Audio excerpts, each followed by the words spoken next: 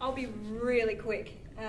Firstly, I had postnatal depression. I worked for Weight Watchers, and I went to QUT last year, and now I'm a research assistant at QUT, and I've got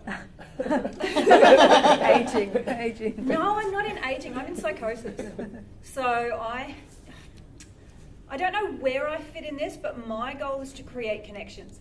So in order for people to get the early intervention, whatever that happens to be, they need to talk, and in order to talk, they need to feel safe. My goal is to create safe spaces. The way that I do that is by driving empathy. In order for you to feel empathy for your fellow man, you've got to actually be vulnerable, and you've got to go, okay, what is it that I can tap into inside myself in order to listen to you without judgment, without fear, with compassion, with love, with curiosity. In order to do that, a lot of people go, let's say on Are You Okay Day, are you okay? You know what, I'm really not. And people go, I wasn't expecting that. No. That's too hard. That's too hard. I don't know what to do with that information. Or a teacher will go, just talk to the guidance officer. People just flick it. Okay? So what I do is I have a 360-degree video.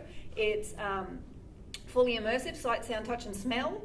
And you go through this experience, and the idea is you sit in a classroom and I want you to listen to a talk. At the end of it, I say, what was the talk about? Okay?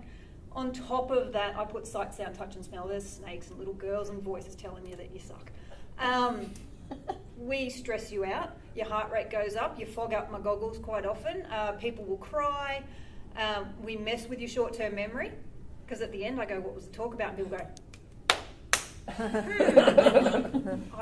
even the head of the Thompson Mental Health Institute did it, and he goes, I was listening, and every time I went, I have to remember that, I have to remember that. And I said, and we chatted a bit, I said, what was it about? He goes, what was it?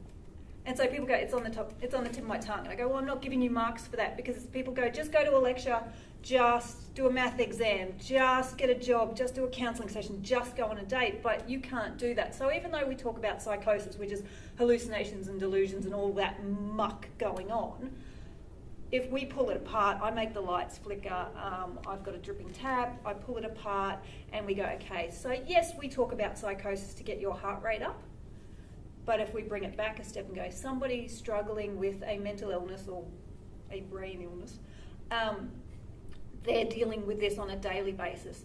So somebody who might take off my 6-minute virtual reality at 3 minutes and go, nah, I've had someone chuck it across the room.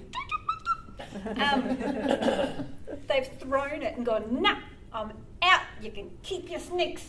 And I go, no, that's good. Good. You can take it off.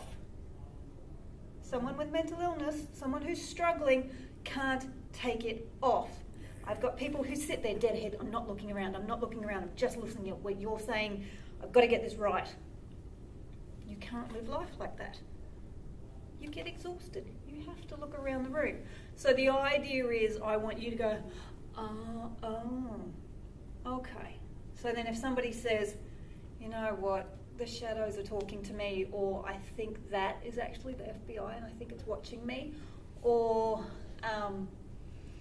I hear voices, or I see things. And people who, through no fault of their own, have come to be like this, whether it's epigenetics or trauma or whatever it is, they've come to this point. You lean in and you be loving. So not only do we put the VR on you and give you bubbles. I'm hearing. Yes. Be careful, don't say that. You'll end up somewhere. Yeah. So not only do we go, okay, I'm going to give you this emotional experience, I'm going to drive you into a point of paranoia, I might make you cry. I then couple that with a mental health literacy workshop that's all about mental illness. How do you lean in? How do you be loving? How do you deal with someone who's losing their mind, losing their shit in front of you? Or somebody who you think is struggling, you go up to them and you actually give you the tools to be proactive, to approach the 1 in 4 that are struggling. But also to be receptive if somebody says, I am struggling. So that's the space that we work in. I've got people from all over the world contacting me. I have a video conference with Toronto today. But I know why I'm doing this. It's the what and the how that I'm figuring out.